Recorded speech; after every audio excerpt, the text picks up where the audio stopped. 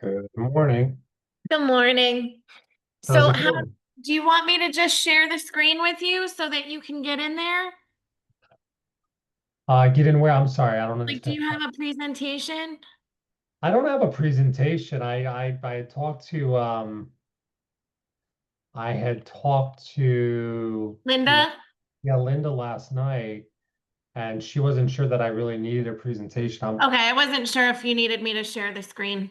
I think I'm good. I mean, I have some stuff I can give updates on, here to answer questions, just be part of Gotcha. the conversation. I do have, we have some new data coming out tomorrow. If people want me to share it, I can always share my screen at some point, but I don't need to right away. Okay. Okay. How are you? Things good in good old town of Rockland? Oh, absolutely. It's good. Has it been a busy summer? Absolutely. Nice. We're popping. Good. That's good.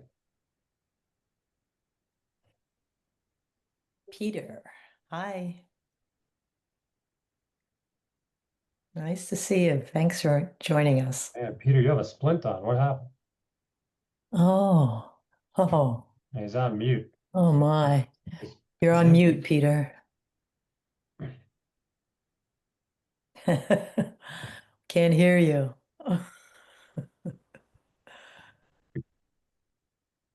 Oh yeah, There we hard down go. left on a rough section of the Catskill Scenic Trail.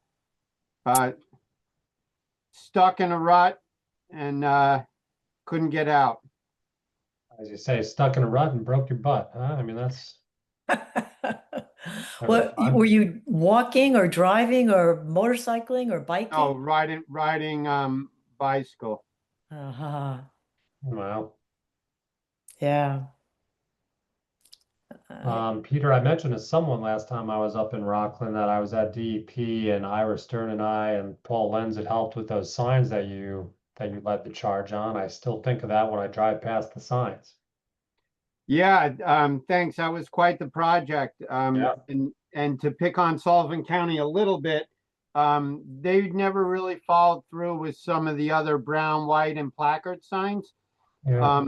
However, for the wayfinding, we were able to install many in Sullivan County. Yeah, it's good. Cool.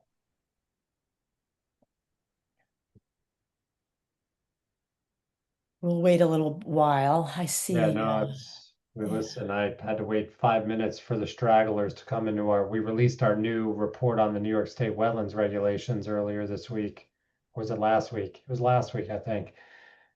And no, it was this week. And we had to wait 5 minutes for stragglers. These things happen. It's August too, I think. Lots of people Yeah, are, that's true. some people are calling in from vacations. Yeah, I almost didn't have a quorum on my board meeting this morning because so many Mm. people. These things Oh, happen. man. Hi, Linda. How are you doing? Uh, you know, it's sad and devastated. Yeah, I'm so sorry. thinking of you, Linda. I like that piece of art over your shoulder there, Linda. What is that It looks like copper. I mean, Oh, behind me? yeah, it's nice. It's a mix of gold, silver, copper. The artist was, I was a VP at Cooper Union Nice. in the late 90s, early 2000s, and the color teacher and artist had Very gallery showings at his home in Soho. They were from Italy. He went sailing every year at an island off Greece with his wife. And Sounds terrible. yeah, right. He was from Rome. Yeah, sounds terrible. And That's he was rather famous actually in Rome. And because he sold, he would have an open gallery at his home studio in Soho, and then he'd take out this big wooden table with benches and big wooden bowls, and everyone would have an amazing Italian dinner with him. And most wow. people spoke Italian, and I'm half Italian. I don't know the language very well, but it all sounded very musical to me. It was just wonderful. And that was in our co-op in the city, in the living room for Nice. when we had our our place there, but now it graces my office here permanently. There you go. Nice. The light really changes on it during the day. Yeah, it's nice. What do you say? Give it one more minute and then we're gonna start. Yeah, I'm surprised not to see Gwen. Well, Jennifer said that she might be a few minutes late. She Yeah. had a 10 o'clock. And Gwen, I know, is traveling, but she said she was going to be in. And then there's about, another like 10 people, I think, or 6 people that were at least going to, that said that they could make this. Um, let's just give it another minute. It's Yeah, that's fine. 11:04. I'm not in a There's, rush. yay, good. Hi.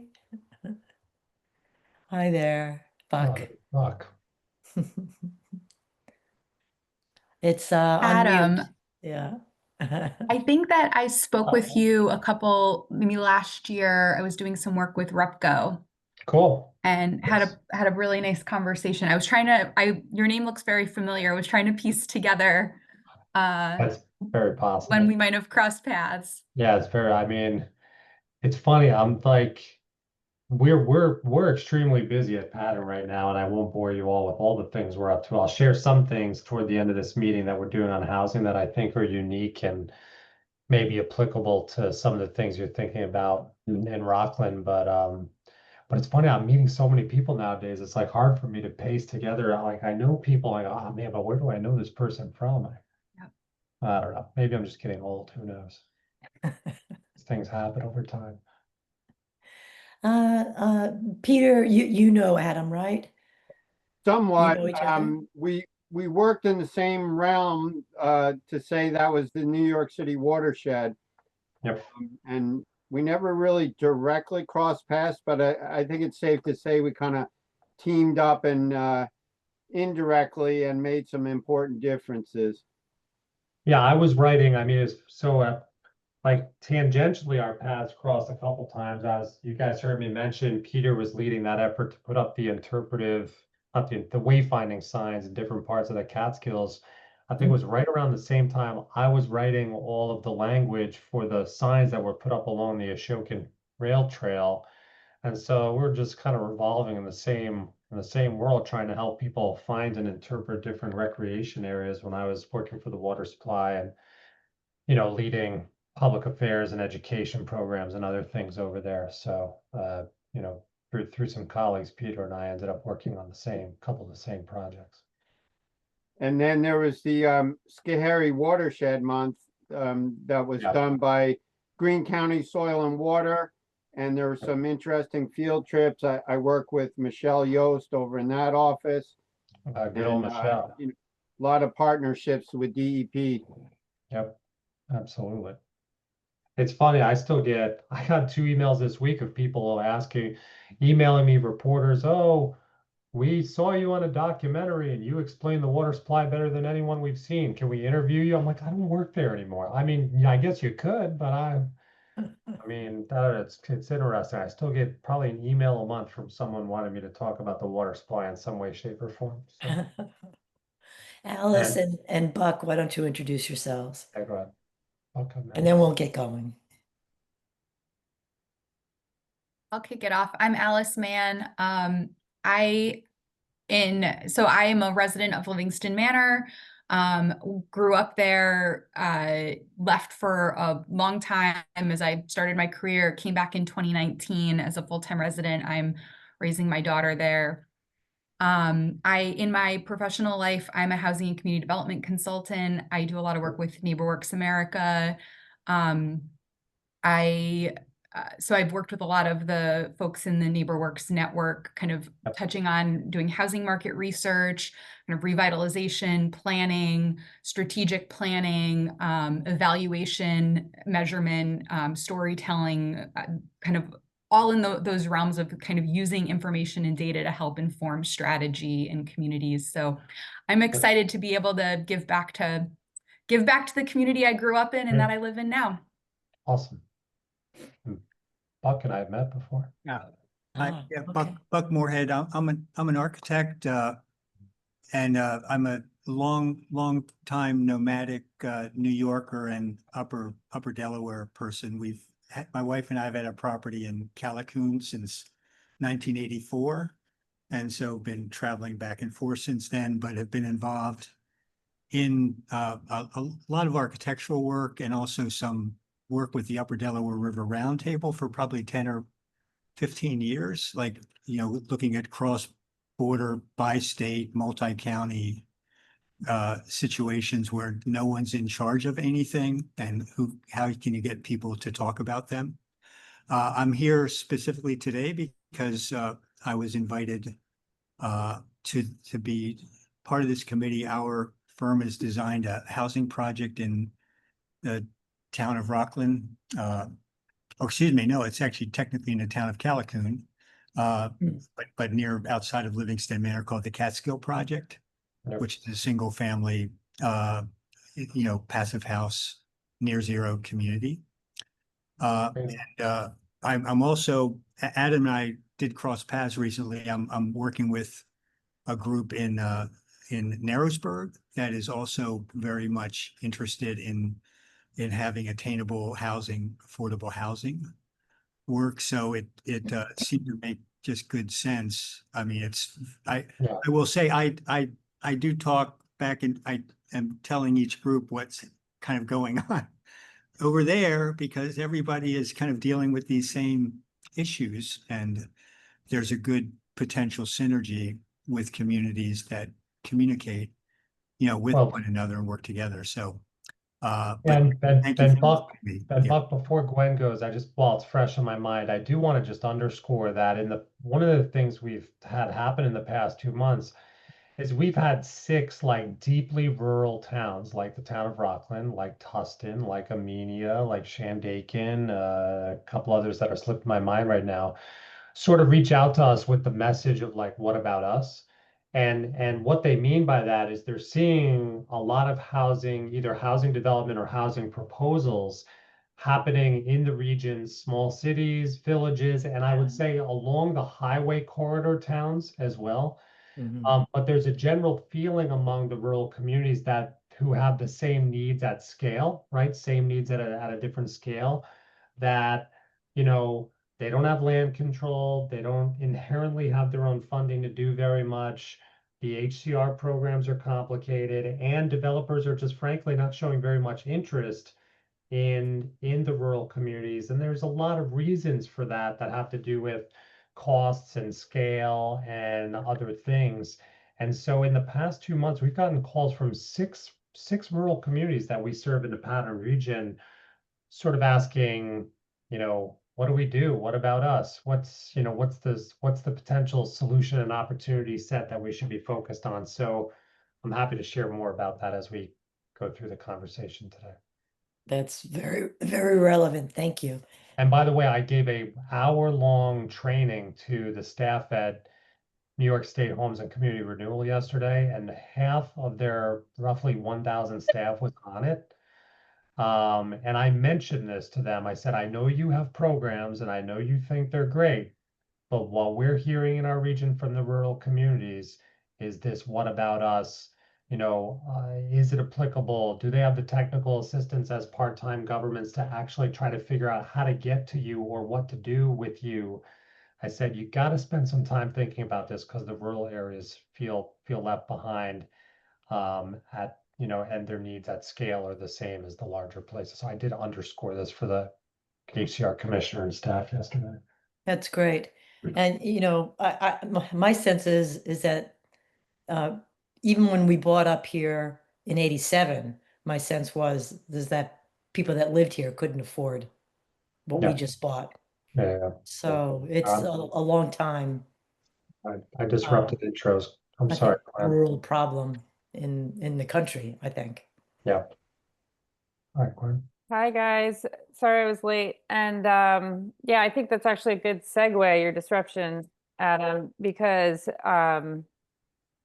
what I've really been focusing on is how do we kind of create a model that works for our little towns, where we are kind of taking these 2 challenges, or 3 challenges really, of housing affordability, dilapidated housing and condemned housing, and even brownfields in some cases, and then also conservation and environmental stewardship, and how do we kind of combine them to address all of these goals at once. And I think that in all of these little towns, we see similar challenges. And so if there is a way to find a kind of cost-effective affordable housing development model that works for our town in Rockland, then maybe we can cookie cutter it or stamp it across all of these other towns. And it's exciting to hear that other towns are reaching out to you, because that's, to me, that's just more indication of the need. And I love that you're advocating for us at the state level already through these conversations that you're having with them. But yeah, I think if more of our small towns can band together around this work, then we can maybe achieve that scale and find a way to make the numbers work. But so our goal at Catskills Community Land Trust is to do a nonprofit development model similar to REPCO, but trying to find ways to leverage whatever financing is out there and whatever state grants or other grants are out there in order to do these smaller development projects, and ideally hold the land and the housing as affordable in perpetuity. So there is the long-term return on investment. It's just kind of a question of who's going to front the money in the short term. Yep. I will leave it at that. Hey, Jen, how's it going? Hope your WAC meeting was good. Yeah, I jumped out. I might have to jump back in Hi. for the vote for a quorum, but No but yeah, sweat. apologies for my tardiness. Nice So to see you. Hey, nice to see you. So I provided Linda with a list of things that I could give some quick updates on, but if you all want to do that, want me to do that, and then we could have a sort of discussion after, does that sound good to everybody? I don't want to monopolize the time, but I do it's helpful. No, No, that'd be So I great. want to give an update quick on our work with Sullivan County. I think even in a follow-on email today, there was a link to the fact that the legislature adopted the Housing Trust Fund. That is both true and not true at the same time. So let me give you sort of a sense of where we are. So my staff designed for Sullivan County a trust fund that would allow the county to make some more regular investments in housing, both preservation and development. So rehabilitation of units, I would say, without having great data on this and just working based on my knowledge of the region, I think Sullivan County is, if not the top county, you're definitely in the top two of counties that are at most risk of losing a lot of units to dilapidation, or have already lost a lot of units to dilapidation. I think everyone would agree with that. So there's a strong emphasis in the design of the program on not losing more by essentially emphasizing some rehabilitation projects and some preservation projects. And then there is the opportunity to use some money for development. You know, we have developers facing major capital gaps across the region because of, yes, tariffs, increasing insurance costs. HVAC components have gone through the roof over the past 4 years.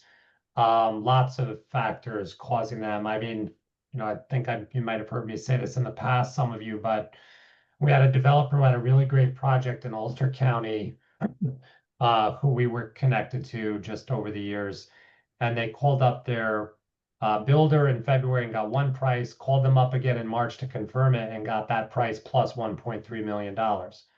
And the guy turned to me and said, I do not have enough nickels in my couch cushions to cover this gap. And we're seeing in the region, again, this is a regional number, probably somewhere between 5,000 to 8,000 housing units that have been approved that are sitting on the bench because of persistent capital gaps. So just sharing that to keep that in mind as a reason why this trust fund incentivizes both preservation and new development, is these capital gaps are really holding back a lot of worthwhile projects across the region. So we designed an application process, you know, kind of a rubric, an objective rubric on which to score projects. The legislature adopted this. There's $2 million set aside to get it started.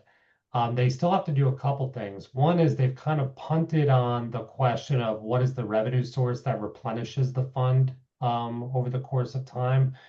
I think those of you who've been paying a lot of attention regionally know Ulster County, went to the state. Their hotel motel bed tax was about 1% lower than everybody else's. I think they got a 0.5% added to it. They're going to use that to fund their housing trust fund over time, so that money is going into it annually. They can make disbursements annually. And my suggestion up till now for Sullivan County has been to use the new authority to do sales tax on Airbnb, Vrbo, short-term rentals. And if short-term rentals are taking housing stock off the market for people who both live and work in Sullivan County, you should use the revenue from that to put housing on this, add to the stock, right? I mean, it's a very rational idea. And because this revenue stream is new within the past 18 months, just forget it ever existed and put it over in the trust fund. And, we're going to continue to try to convince them that that's a reasonable idea, but their adoption of the trust fund did not include the adoption of a revenue stream to fund it past the $2 million initially allocated to it. So that's one big issue. Hmm. The second big issue is in other counties that have a fund, they have a committee of folks, independent committee that reviews applications to the fund and provides a recommendation to the legislature on which of them should be funded based on the objective scoring criteria that we've provided. They have not made those appointments yet. We did provide them some criteria that we think they should use about who to appoint to it. Pardon me, I've been talking a lot this morning. And for example, most of them have someone who's familiar with finance or pro formas, someone who's familiar with how housing is funded, so they can look at each application from a standpoint of knowledge and that sort of thing. So there's some work left to do there to kind of get the thing up and running. But I will give them a ton of credit on this. They have voted, I think 9-0 every time we have asked them to vote on the next step of putting this thing together. There's not been a lot of wavering. There's been some passionate discussions about what's right and what's proper and what's best, but the county has been moving along. I'll say the one thing I'm getting at is they've been kind of moving along in a modular way instead of adopting the whole the whole thing. So it's kind of a slow adoption, let's say, or a piecemeal adoption.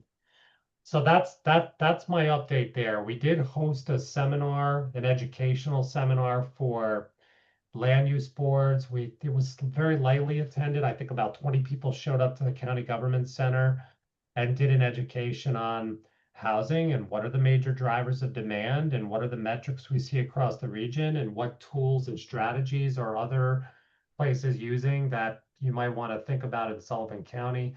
But really the goal there was for those who are on town boards, planning boards, zoning boards, to make sure they have a sense of, what's driving the demand for housing? Is it real? How should you be thinking when projects come to you? And what's the danger of thinking the wrong way? I did a bit on as well. I did offer to Heather Brown to do that same presentation again digitally in hopes that maybe we could get more planning board members, more zoning board members. And I continue to, Heather's a good friend of mine. I continue to talk with her. We may do that in the fall to get another batch of folks who are Right. involved in the land use process across the country. For example, town of Rockland, at least we didn't get a notice of that Yeah, one, so that would be great. yeah. I mean, I know the I- planning department yeah. sent it out to everybody, Yeah, whether did. that We ends up in sent that some out. junk boxes or where, I mean, who knows? But we'll make sure that we get that out to everybody if we do another one. Great. Adam, Um, can I just yeah, ask a Jen. couple of quick questions? Yeah. So to replenish this fund, the bed tax on STRs, do we even know what that number is that Sullivan County is generating? We don't. And I gotta be honest with you, Jen, I don't even know if it's, yeah, I assume it's collected like all sales tax. I don't know what the mechanism is or how often it can be reported out, what the total revenues are. Is it quarterly? Is it monthly? I mean, it's something I could ask the controller's office. But I honestly have no idea. It goes to Yeah. the Visitors Association though, right? Isn't that? No, no, 85%. no, that's That's the legislation says that 85% goes to the SCVA. So that's we'd the have to whole- pass a new law. No, you're confusing two different things. Oh. Okay, That's the hotel motel bed tax that Right. legislation has. I'm right. talking about a sales tax that's levied now against Oh. short-term rentals, which is a completely different thing. Okay. Oh, a new tax. It is Oh, a new this would thing. be due. I think Senator Hinchy was the person who sponsored the legislation in the Senate. And it's a brand new thing. It's a completely Okay. different revenue stream. Got It does, Okay. it doesn't was- exist yet. I think it does exist, but it's new. Like it's new this year I see. And it's, Wow. that's state Okay. level? at state level. I Yep. see. But So it that's requires why the I was trying- legislature to adopt. Yeah, I mean, that's why I was convincing them for that sales, for that tax they collect through that new mechanism, because you've never had this revenue before. Forget that you have it. Like, don't go stick it in the general fund. Instead, assign that to the trust because it's not revenue that you're gonna like miss because you've never had it before. So like, Mhm. don't Mhm. pretend you never had it. Like, go stick it in the trust. That way you have a, I don't think any of us believe that short-term rentals are going away anytime soon. So Right. you'll have at least some steady revenue. And to your point, Jen, I don't know if that means it's 500,000 a year, a million a year, 10 million a year. I'm being a little facetious now. It's not going to be that much, Yeah. but Yeah. I don't know how much they're ultimately going to be able to collect through that. But I just think that would be a defensible, rational use of that money. So And just quickly, was CPA, Community Preservation Act, adding a small transfer tax to any real estate transaction considered? I know, 5 towns in Long Island did it way back when. Town of Warwick has done it. Other towns are doing it. I don't know if it would be countywide. So there's two, there's two real estate transfer tax that exist. There's Community Preservation Fund and Community Housing Fund. Community Preservation Fund can't be, I mean, is not used for housing. Community Housing Fund, only 4 towns on Long Island have it. And the state has really been reticent to expand it beyond those 4 towns because the real estate lobby is really, really against it. Yeah. And we had a discussion, Steve and I and some others had a discussion. We got the folks from the real estate lobby together. They actually made some pretty valid points that you'll have to pardon me, Jen, my notes aren't in front of me now, but they made 1 or 2 very valid points on how that legislation was structured that I would tend to agree with them wasn't sensible. Again, sorry, I can't be more detailed. I don't have my That's notes in fine. front of me. But the bill that was introduced, I think was introduced by Dee Dee Barrett, was it had some defects, I would say. So we have an open line of communication with them on some changes where we may be able to make some changes that would not have them write a letter of support, but could perhaps park them on the sidelines and not have them send very aggressive memos against the legislation. And there is a desire, this is one of those mechanisms that more rural towns have been calling us about. How can we get community housing fund, whether that's a 0.5%, 1/4%. We did hear when we are thinking we are going to invite them to our housing conference this year. There's a woman from one of the towns on Long Island that has it, who's done a presentation on what they're using that funding for. And they've been able to raise about $2.5 million so far in her town. Wow. I mean, keep in mind their home prices are, Yeah. a Times lot 10. higher than the median home prices here. But they're using it for a combination of purchasing land for the purpose of development, supporting new developments in the same fashion that the Housing Trust Fund would. They're providing sort of enhanced down payment assistance for first-time home buyers who either don't fit the existing criteria of existing programs or need a couple extra $1,000 to become first-time home buyers. And they got criteria for all this stuff. And what they're finding is it's a lot more to manage than they had really than they had kind of anticipated. So I think they're in the process of hiring a professional kind of fund manager. There's a lot to do there that I just think they weren't prepared for. But she may come to our housing conference this year and do one of the breakout sessions for us. So that'd be interesting. But right now, like I think, Community Housing Fund did not pass this year in the state. There's a chance to go at it again next year, but you're facing a combination of the real estate lobby, the realtors lobby, and there is a, pardon me, there is a subset of state lawmakers who do not like passing down additional taxing authority to local governments. And it's a sort of a, Mm. it's a theoretical or a professional practice, position they take that they don't like doing that. I don't think they're that numerous that you would have a majority who feel that way, but certainly we've run into a lot of those folks as well. Can I ask a clarifying question, Yeah. Adam? You said the Community Preservation Fund cannot be used for housing. I would love to hear more about that. And then also, isn't Sullivan County in the process of trying to approve a Community Preservation Fund tax? We don't have that yet, do we? So again, you're getting a little out of my depth here. I mean, Steve knows more about this end of it than I do, Steve Rosenberg. But there was enabling legislation passed in Albany that allowed communities within a certain set of counties to adopt community preservation funds. I don't remember honestly whether Sullivan was in that initial enabling legislation or not. But it allowed certain counties, if you were a town or a village within those counties, to adopt it. My understanding then of the Community Preservation Fund is you then have to use that funding to do farmland protection, open space conservation. You can't use it to go out, I don't think, to go out and buy a parcel of land for the purpose of then flipping around an RFEI to build housing on. I don't think the legislation allows that. I'm speaking a little out of school here, but I can tell you of all the examples across the region so far, nobody's using the fund for that purpose. Okay.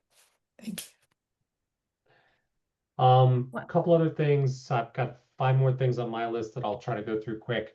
Linda had mentioned to me that you were going to apply, to do something through the Catskill Smart Growth Program. We've done 2 years in a row, applications on behalf of communities through that my team has written to do different things. Right now, we're doing a brand new comprehensive plan for the town of Shandaken based on a Catskill Smart Growth, grant that we wrote for them, and we're also delivering a comp plan for them. I just want to mention that, I mean, depending on what planning project you're doing, if you want our help writing the grant, doing the project, I mean, just always feel free to reach out and ask. I mean, we're happy to help with that if you need it. Thank you. I dropped a document in the chat. We're serving as the fiscal sponsor for the Hudson Valley Alliance for Housing and Conservation. Sullivan County is not part of that geography, but Hudson Valley Alliance for Housing and Conservation, run by Steve Rosenberg and Rebecca Crimmins, who are co-conveners of that group, is an alliance between 8 nonprofit affordable housing developers and 8 nonprofit land trusts and land conservancies across the Hudson Valley. And the idea there is that, quite often we do our planning for open space and land conservation over here and our planning for housing over here. And then those two sides are left to duke it out in front of planning boards and say nasty things about each other. And there was just a desire to break that cycle and understand that healthy communities have ample supply of housing and an ample supply of open space for agriculture, water protection, recreation, climate protection. And so this alliance was put together to try to spread that ethos across the region, that we should be planning for housing and open space together in an integrated way instead of separately. And one of the things we're doing right now, and Pattern is the lead on this, is we're doing a pilot project in the town of New Lebanon, which is literally as far away from you as you can get in the region. It is the easternmost town in Columbia County on the Massachusetts border. So it's as far away from you guys as you can get, but is stunningly similar to the town of Rockland. I mean, it is a Berkshire Mountains community, lots of hunting, lots of fishing, lots of farming, lots of open space, but also the hay, we could really use some housing. They're home to one of the original Shaker settlements. I mean, it's a really interesting place. So we are doing this pilot project called Room Enough for Both, where we're going through a process with that community to look at opportunities for housing, look at locations in New Lebanon where they would preferentially like to see housing sited. We're also looking at opportunities for conservation to either stitch together conserved parcels that have a gap between them to promote things like forest connectivity and habitat connectivity. Looking at, they have a couple warm springs in town, which are like, geo springs essentially that are not conserved, they're in private ownership, trails, things like that. Excuse me. And the document that I sent to you is a summary from the first big community conversation that we had. Got 65 people from New Lebanon around maps, talking about community values, community priorities, opportunities, sites, strategies.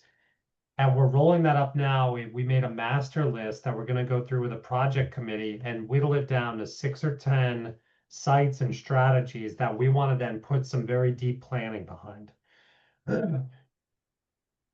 Hey, not right now. What? Not right now. So, sorry, my son's pastoring me in the middle of a meeting. So we're putting together, whittling that down from a list that's about 30 ideas down to like 6 to 10. And frankly, we're doing 6 to 10 just because that's what we have the budget and the time to do.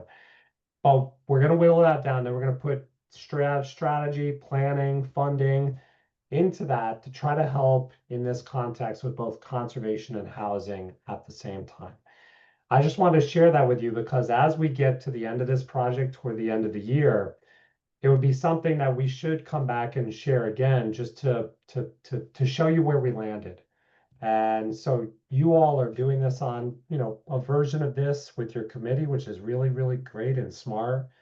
And we'd love to see that civic energy internally from a place. They've got that going on in Shandaken as well, which I think is fabulous. But there may be some learning that comes out of that I just want to say we'd be happy to share with you as we reach the end of that project. Okay. Okay, great.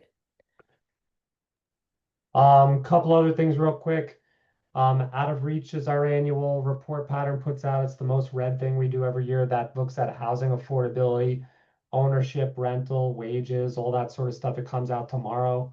Happy to share just the basics, which is that it's getting worse. It's hard to believe it's getting worse, but it's getting worse. Gap between rents and wages getting bigger. The gap in home ownership is stunning. I mean, it's really, really stunning. And I shared some of those data last time I came through in that ice storm there, came over to town hall. But the gap is gigantic. It's between, I think, $120,000 to $380,000, depending on what county you're in. What a 2-person and a 4-person household could apply for in mortgage versus what you would need in mortgage to buy the median priced home is really, really strained across the region. And so, we're showing that lots of folks in the housing world have used that report to get millions in grants to try to make that better. So I'm just saying, stay tuned, that's coming out. 2 last things real quick. Pattern, we are embarking right now on an extremely unique project that will be done around the end of the year, and it does include Sullivan County. We were one of 1,900 nonprofits to apply to the Robert Wood Johnson Foundation for a special data grant. We're one of 30 recipients from that pool of 1,900, which we're super happy about and proud about. And what we're going to be studying is corporate home ownership. And this is something that has been the source of a lot of discussion.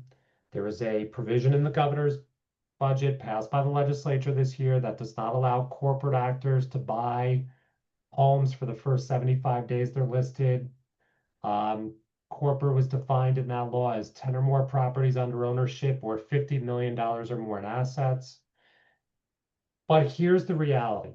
Nobody knows anything about the number of corporate-owned homes in the region, the rate of increase, who the major players are, And I could bore you to death with details about why that is, but suffice to say, the data are next to impossible to get to.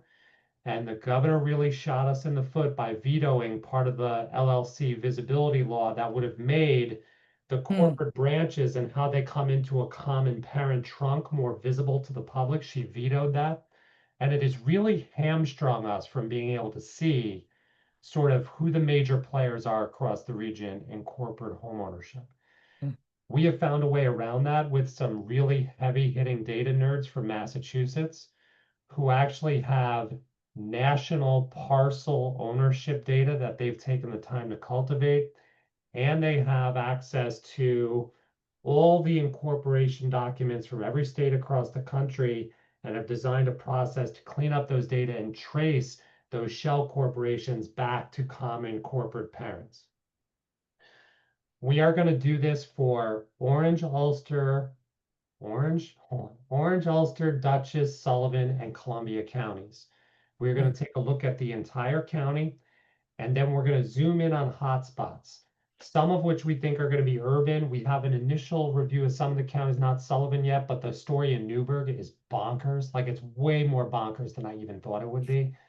But we're expecting to see that in some of our tourism towns where you have 30, 40, 50% of homes in short-term rentals, that there are going to be some hot spots there as well as we start parsing through the data.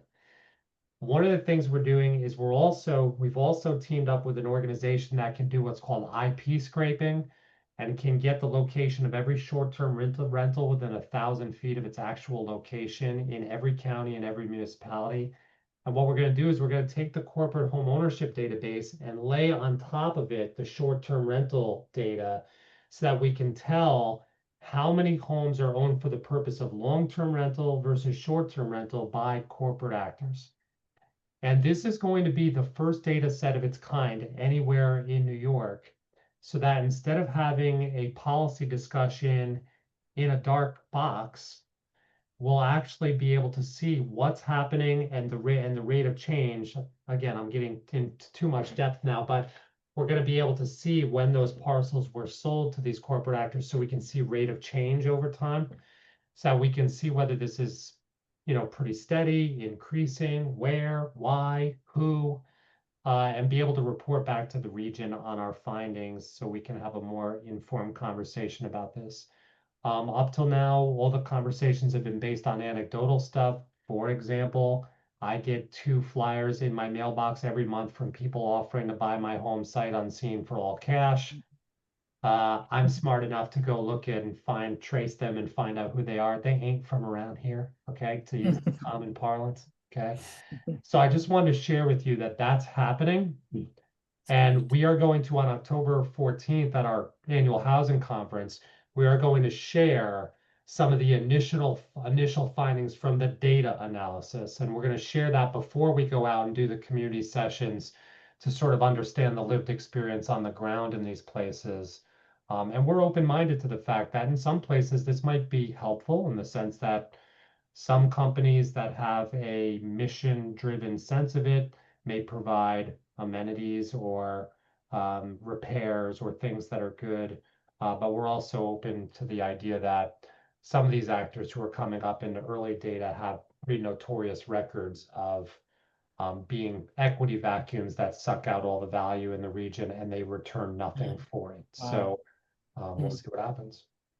And that data point is something we've all talked about in this committee as being critical to know and better manage our STR opportunities here, that we don't want to eliminate a 3rd generation family from additional income if they're not here on a regular basis, or again, people that are doing this from their primary residential homes when they travel, versus someone or an entity that comes in and owns multiple sites, and they should be taxed at a higher level or have a different standard of approval. So that kind of data is going to be critical for us, which will be great. I have another, looks like Adam's being pestered again. I'm just thinking about, we were talking about the short-term rental question in a town meeting recently, and trying to determine kind of where is the threshold of kind of corporate versus non, like what Jennifer's talking about, like kind of a family-owned property versus like I have a dozen Airbnbs in town and I don't even live here. How did you guys come to that 10 units number? So we are, so let me, well, I'll just say we are discussing that same thing internally among the technical team of kind of where do we want to set the ceiling. My initial inclination is that the state set it at 10. Like that's now state law, right? So my inclination is just to follow state law so that we're not setting a different target than the regulation in the state is setting. And then we're speaking two different languages. And so my inclination is to also have our report set it at 10. Now the tricky part is our 10 the same as the state's 10? The state is saying 10 in New York. Should we be saying 10 nationwide? You know, because ours is going to be based on nationwide data, right? So it's an open discussion among the technical team where we set that threshold to say these are corporately owned versus, you know, here's the thing, we don't want to hit the local landlord over the head. Like there's some really like good, you know, good local landlords who are, you know, good meaning people. We don't want to hit them over the head in this report. So we're being kind of intentional about our discussion there. And was it 10 parcels or 10 units? 10, no, it's 10 parcels. It's 10 distinct Properties. yeah, properties, because this is really, we're doing 1 to 4 units because anything over 4 is considered commercial. So our study is limited to small scale residential.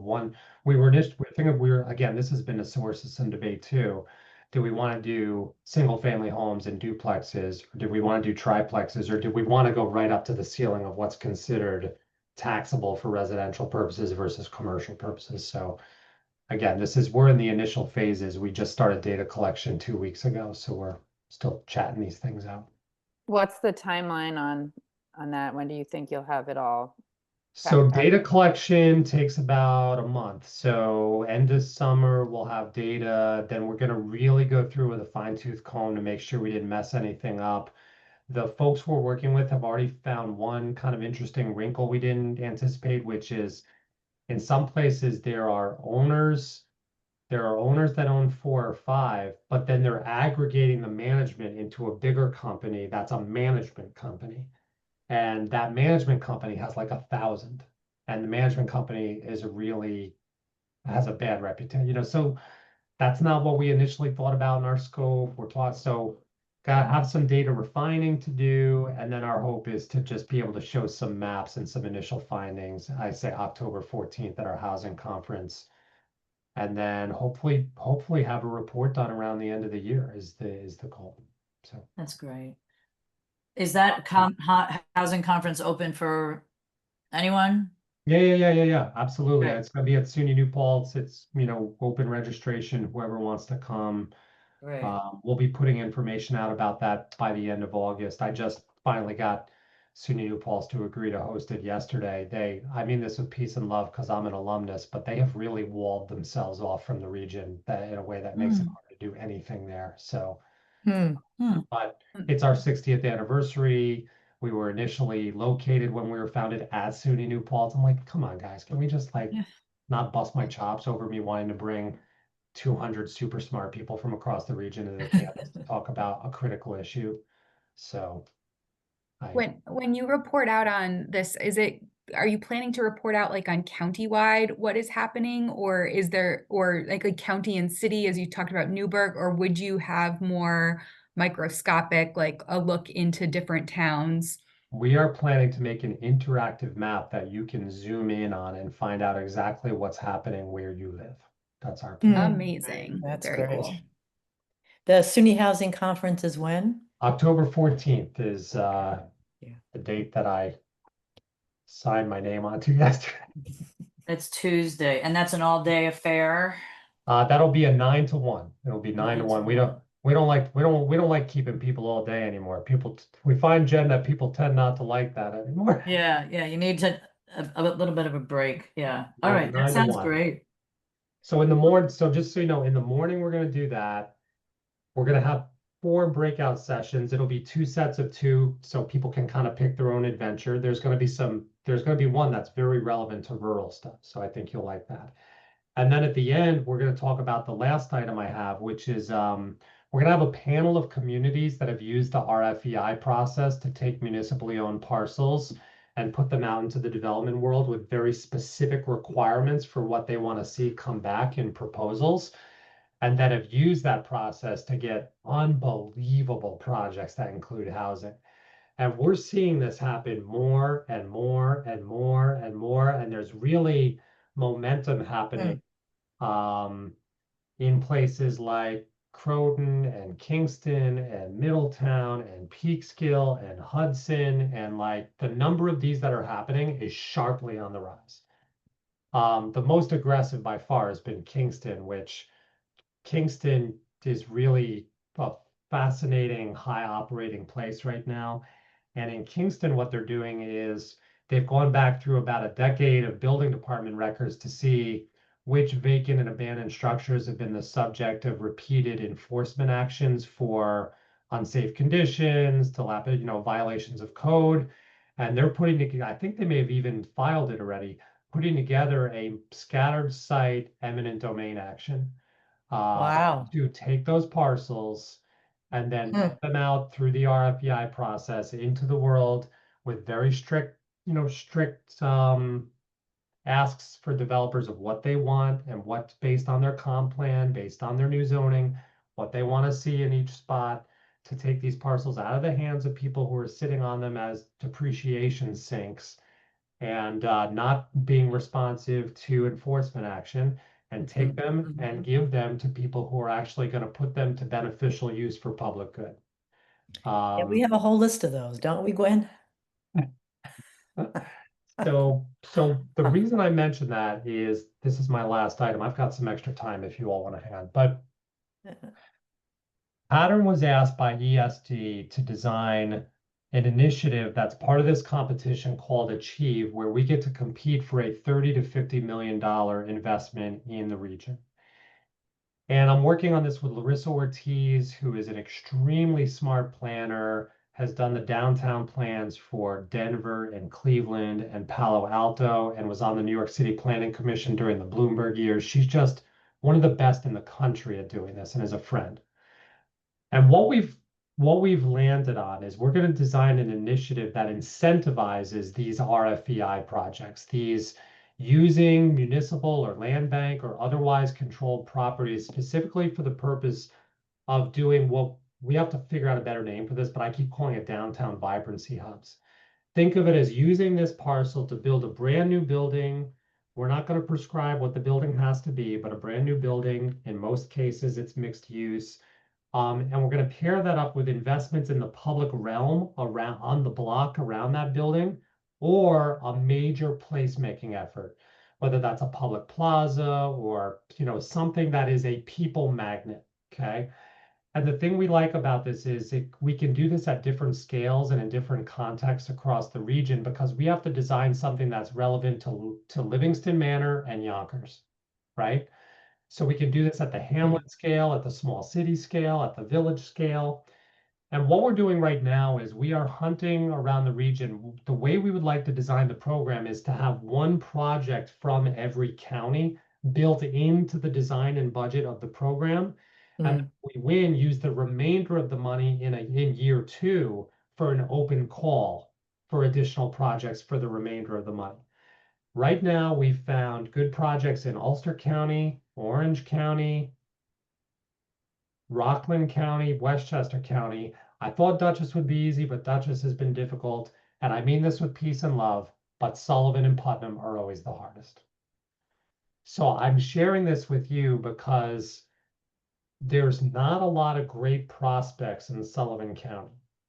If there is a prospect in Livingston Manor where there is land control, it doesn't even need to be owned by the municipality, but there is some demonstrable land control that we can show to justify building it into the program.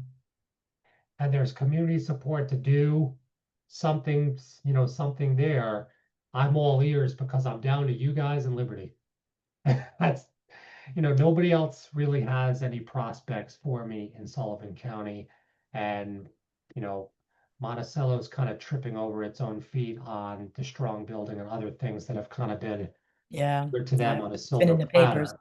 How Yeah. small is too small for that, Adam? Would like a quarter acre Yeah, I be? mean, a quarter acre is fine. I mean, we've got some, the one in Middletown that we're looking at. We haven't decided on any of them, but there's a really good opportunity in Middletown that's around that same size. But it backs up onto their heritage trail. So there's a lot of like placemaking stuff you can do in the back of the property that's interesting. Um, yeah, I'm not. I don't like to presuppose that anything is wrong. I want to put them all in the hopper, and then Larissa and I can kind of weigh the context of each one, because I think it's important we do things at different scales in different places to show the regionality of what we're designing. Do you want to say a little more, Gwen? Because DEC Smart Growth also, Dylan Walrath, I think, suggested that project could be a good planning project for this upcoming Mhm. round of funding. And, instead of, right now, through the Catskill Community Land Trust, there's been a fundraising effort to try to buy the property from the municipality first. But this sounds like the municipality, gets the funding for it and makes certain restrictions on the deed to ensure housing is affordable. Yeah, I mean, so I'll just walk you through the process quick. Let's say the municipality owns the property, and there's been some planning done recently at Comp Plan and LWRP, some community process to say what we want and need around town. You then put together an RFEI, and we're putting in our program soft cost money for those that need either legal help or planning help to write the RFEI in the right way. You put together an RFEI that requests proposals for exactly the thing you want. Now, you don't want to be too broad, but you also don't want to be too narrow. We are looking for a project that incorporates space for local business, housing that's affordable at X amount, a placemaking idea, and some improvements to the public realm. Okay, I'm spitballing it here, but like that's the level of granularity you want, right? I can send you some examples that we've collected of RFEIs that have yielded really good projects. You send that out into the development world, and then you see what comes back. Here's the good thing: if you don't like anything that comes back, throw them in the garbage. You're not required to do anything, right? If you have three that you like, bring them in for interviews. You can do whatever you want. And then there's usually a contract of sale for that property to the chosen developer. Okay. And the way that works is three different ways we've seen across the region. Sometimes it's sold for $1 or $10 to take the land costs off the docket. That makes it easier to increase affordability. We've seen communities that have sold it for half the appraised value and then require the developer to make a equal amount of dollar improvements to the public realm to meet the full market value cost. Or we've seen folks sell it for the full appraised value. And different things have worked in different places. There's always a clawback provision. Those come in two forms. Sometimes it's a contractual provision where there's milestones set for the developer. You have to submit a site plan by X date. You have to break ground by, X number of months after receiving approval. You have to get a C of O by a certain amount of time after that. And if you don't meet those deadlines, there's a provision in the contract that allows the municipality to take the property back. Middletown does it through a mortgage. They maintain a mortgage on the property until those milestones are met, and they retire the mortgage once the development is done. They did have to use the mortgage in one of their 6 cases. And so long as none of you are easily offended, I'll tell you what Mayor Joe DiStefano told me when he took the property back. He told the developer, get out of my city, and if I ever see you again, you'll have to pry my shoe out of your ass, is what he told the developer. That's very You know, colorful. which is a very Mayor Joe thing to say. And I 100% believe he said that because I've seen him say things like that before. But they had that provision. Okay. So milestones, clawback, and you want to think about what can you get out of the, public realm or other similar improvements. That's the kind of basic structure of how this works. Again, I have a great example from Peekskill, a couple examples from Middletown of the actual RFEIs that I Hmm. can send you. You can just flip Oh, through them to try to great. learn about it. But we're on the hunt for these opportunities. So Okay. Yeah, and Okay. we've only got a couple minutes, so maybe we can circle up later, or send an email with kind of some outlines of ideas. There's our town, most of the town-owned property is like real flood zone territory. So, and that we own it because it was like a FEMA program that buyouts, got, yeah. yeah. Yep. So, we don't have a ton of town-owned land, but there is one small property that Catskills Community Land Trust has been talking to the town about acquiring, and then we talked about this idea of doing an RFEI or something. But the other thing that we looked at was a long-term ground lease, like the town maintains ownership of the land, and then the developer has like 100-year lease or something on it. Have So you seen those? the one thing I would say, because Mount Vernon, I'm finishing up the comprehensive plan for the city of Mount Vernon. The one thing I would say about that, make sure you talk to HCR, ESD, and like one of your local lenders before you do that. Certainly if it's owned by like a community land bank or community land trust for the purposes of preserving long-term affordability, there's not a lot of local banks who have experience with that because you have that up in Albany, you have that, but you don't have a lot of that.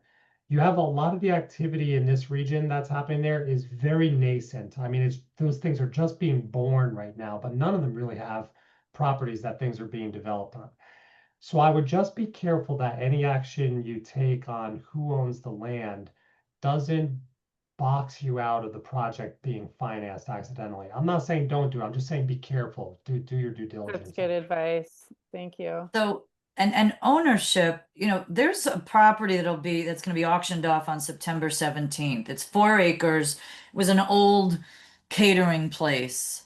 I don't know if the county holds it because of taxes, foreclosure. It is a foreclosure. I don't know if it's a private bank foreclosure.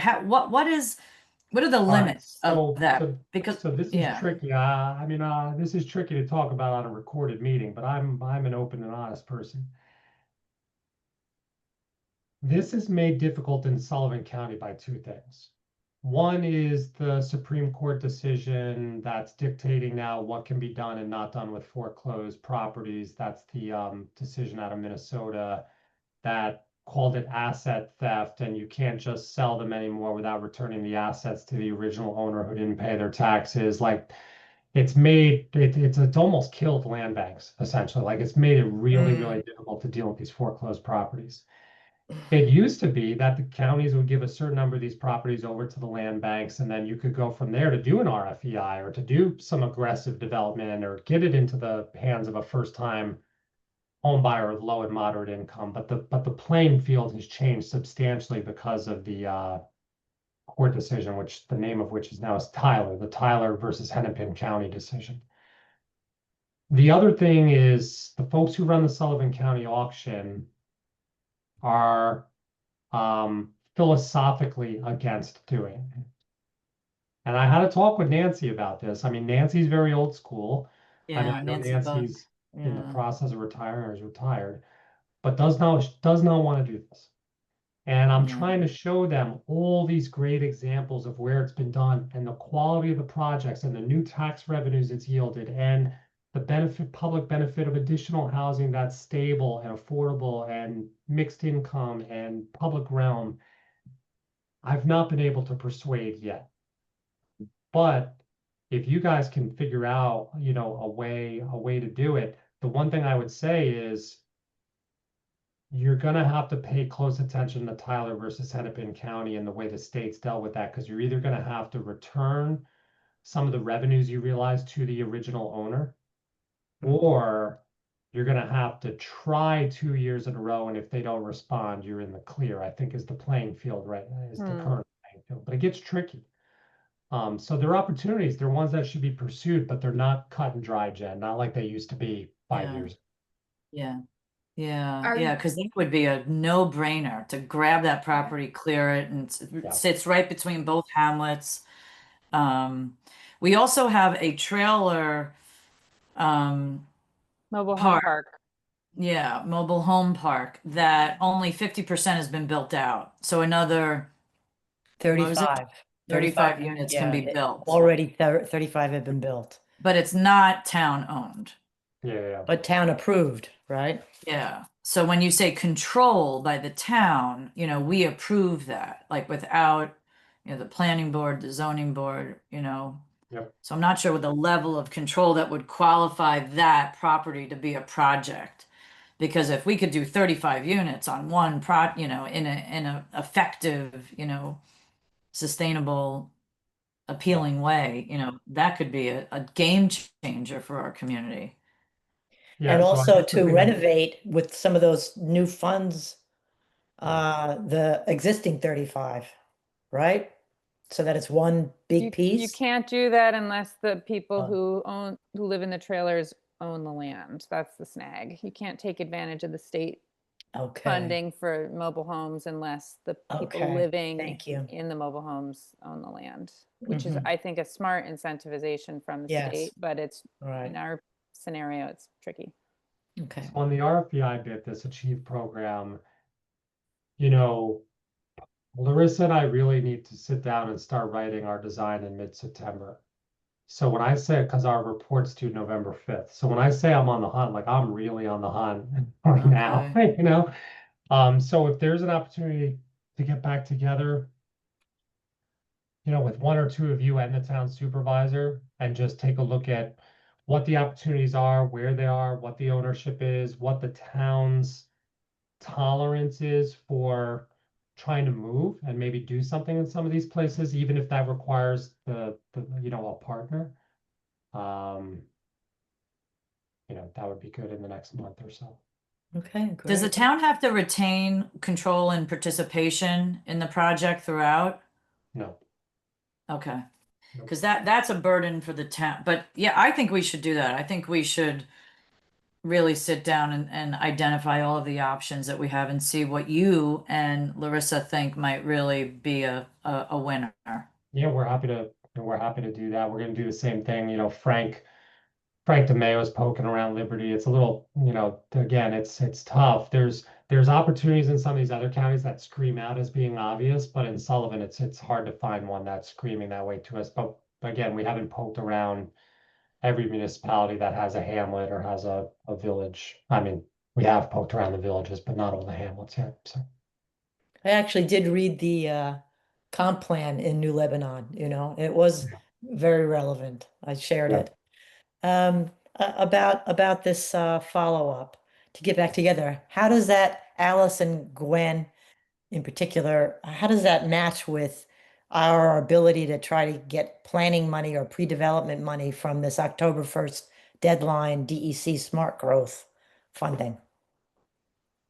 I'm a kind of cast a wide net type of person, and none of these are a sure thing. So I say let's do both, and we can use the language from one proposal for the language for Yeah. the other if it's a good Okay. fit for Adam.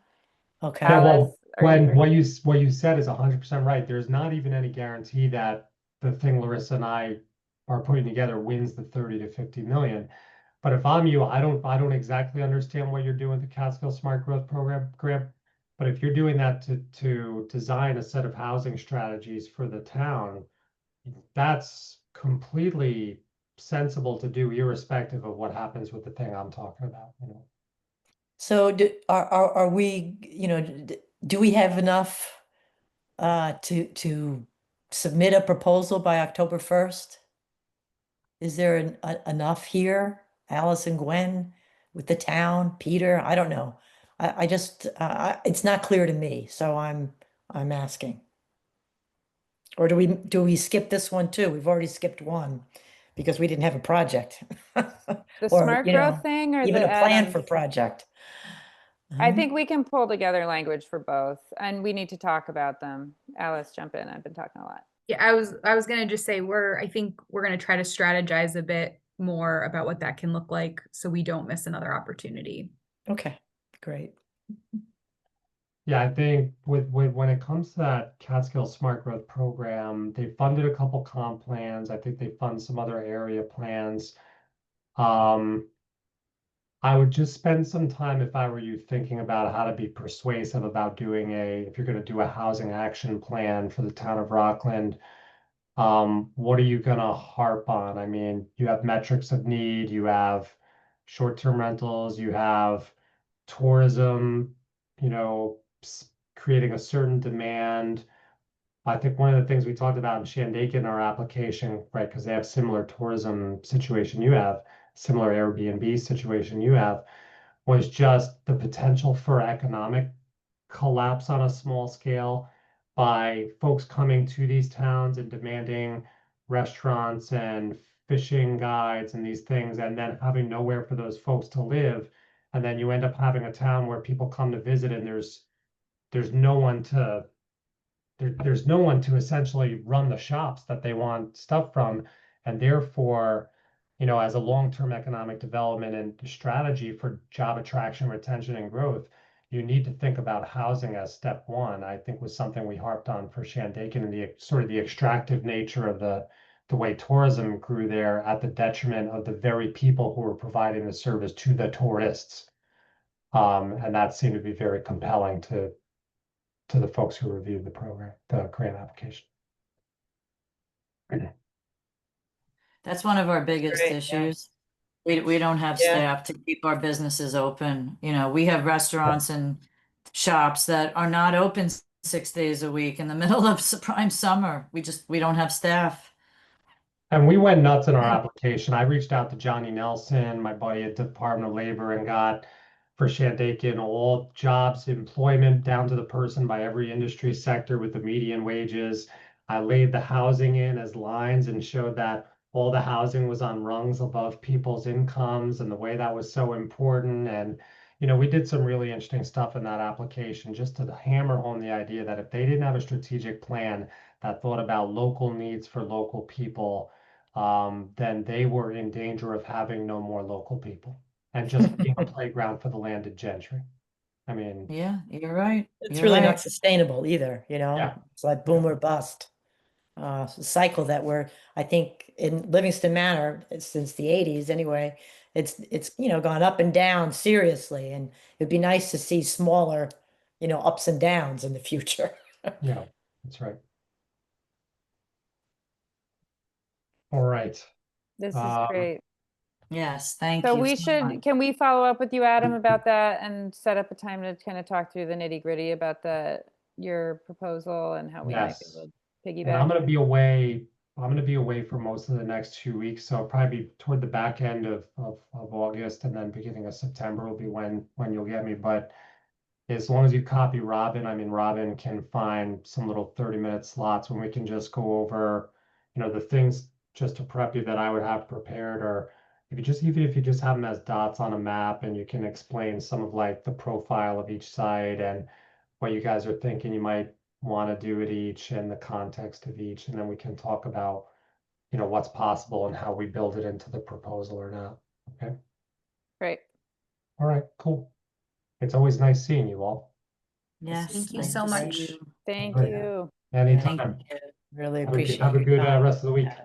Yes, You thank too. you. Bye, And guys. thank you, care. Jennifer Deventier. Yes, thanks, Jen.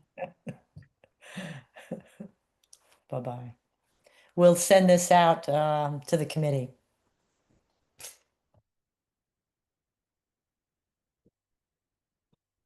How do we get the recording from you? You send us a link or something, Jennifer? Do you still have that USB? Because it's gonna be too big. I don't have a place to download something this large. Hmm. I could probably find one, but that would be the only Okay. way for me to get it to you. And then what do I do with it?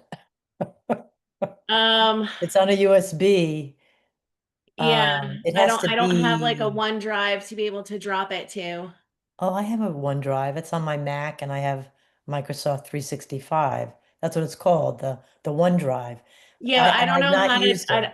yeah, You don't know either, unfortunately, yeah. I don't have it linked to my PC, so I can't just drop it, but Okay. Well, there's gotta be a way to share file, yeah, but let I'm me not ask 100% sure Gwen how to do it. to, Okay, I think she's traveling. I think she's in Maine, actually. but I can So, absolutely put it on a drive for you, not a problem. okay. Okay? All right, wonderful. Thank you very much. Hmm? Linda, before you leave, I don't know if when I leave the chat, if that, the PDF that Adam put in the chat, I don't know I if you want to saved it. download that. I saved it. Okay, perfect. Yeah, all right. You Thanks for got it. asking. Thank you Thank again. you. Take care. You too. Bye-bye.